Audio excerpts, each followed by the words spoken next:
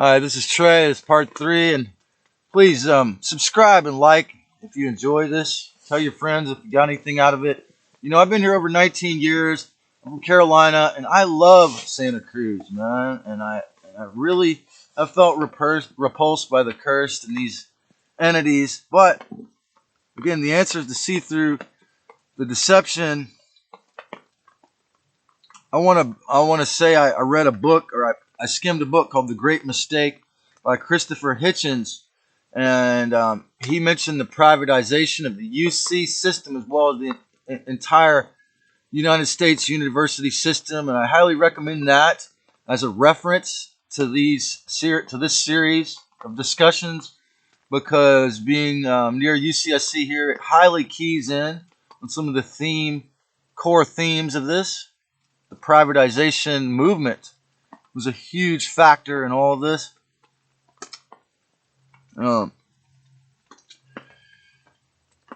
So what I was saying in the last section, to keep the wage slave system going, to keep people willing to do it, apparent freedom has to be disgusting. So they have to see these people who are free from the wage slavery as these disgusting, nasty people, so that they want to be slaves. This is one of their techniques. So one of the mind control programs that makes slavery fully acceptable, you know, you're punished or tortured, abused, harassed if you're free, right? And so, like I say, like I experience in certain locations, the average bearer will be convinced that you will be forced to be around these nasty people if you're free, okay? Unless you go hide in your car or hide in the forest. So I found this channel called The Royal We, and this guy actually grew up in California, and he moved 5 states away to try to escape narcissistic abuse, and now he has a whole YouTube community about it. So I thought that was an interesting thing.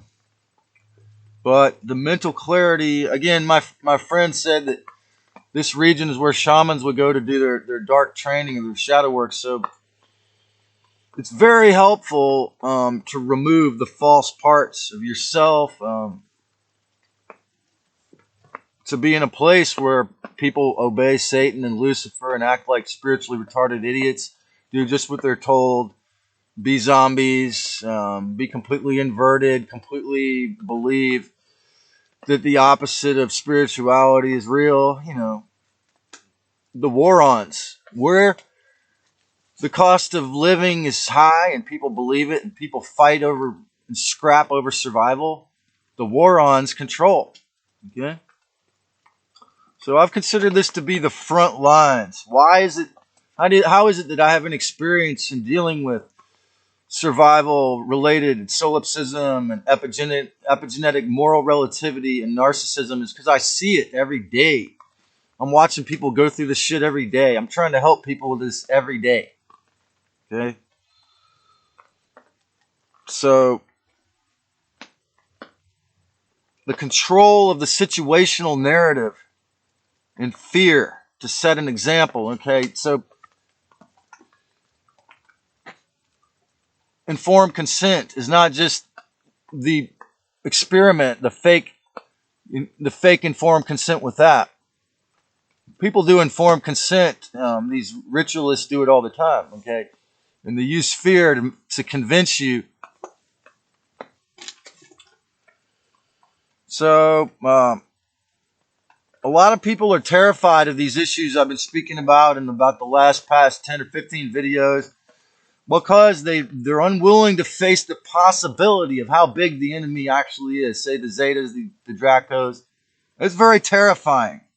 You know, I have to admit, my ego, or my little me, it's like I'm David and Goliath and my grandma Adele's painting, you know. But again, I'm beyond the 27 club. I'm beyond the thinking of it's me against the world. This is part of the great deception Lucifer pulls on a lot of spiritual, talented musicians. It's not. I know I'm one of many, many people here to do this work, and I'm not afraid. because I'm from South Carolina. You know, the potato famines in the 1500s, somewhere in there. I'm not exactly sure. The Celtic people, okay, the redheaded Celtic and blonde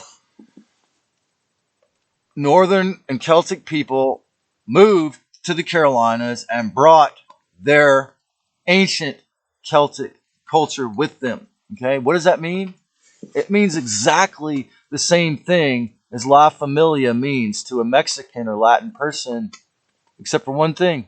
It's not conditioned by race.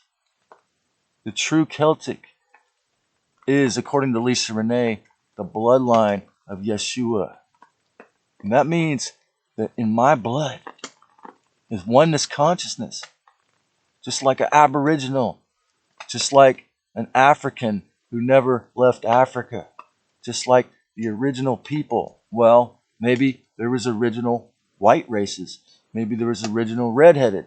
Maybe there was original, maybe Japanese were the original, you know, or Polynesian were the original Asian race. Maybe all of those races seeded on this planet from different places, but not with the inherent. Now, there's others we could say, the Nephilims. Now, I could cite some examples that I'm not, because I would rather not create more negativity or animosity. But I could also cite examples of locals I've known who are extremely compassionate and loving, like the redheaded giants. Like there was a race of giants were called the redheaded giants. There were some that were evil and some that were really loving. So I've known the ones that were really loving. It's a trip, man. There's so many races that inhabited this world.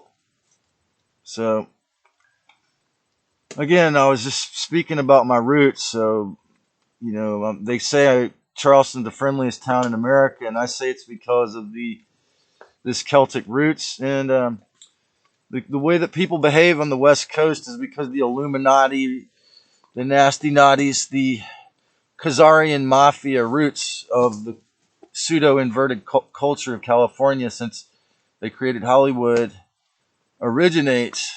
Which, interestingly enough, I recently was watching Pierre Sabak said the word Khazar, and I forgot which ancient language meant the wizard. So it's kind of the Khazarian mafia like calls themselves the wizard class or something, I guess, because you know obviously they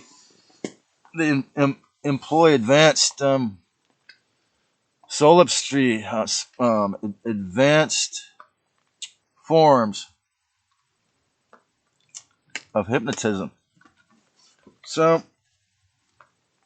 the answer again is to learn how to turn off their hypnotism. You know. Another thing is like when people get pulled into the curse of Santa Cruz, they'll always say Santa Cruz is the best place in the world, and when they leave and come back, they'll say, "Oh, I can never leave," or "I've got to stay here." You know, I had to come back. And the actual legend of the curse of Santa Cruz said that if you stay here over 2 weeks, you will have to come back. And I've actually never found that to be. I've never found an exception to that. So again, that goes back to the person's ego, their personal desires too. I mean, if somebody ever asked me whether or not they should try to live in Santa Cruz or San Francisco, LA, or anywhere, I could never answer that for them because it's all up to their strengths, what they bring, how much money they can earn or generate or create, steal, borrow, or receive, how much energy they can give and share, how much love they have, how much they allow some Zeta or ghosts or demons to impact or control or influence them, you know, all that. Hey, if you enjoyed this, subscribe and have a great day, and I hope everyone gets clear, baby.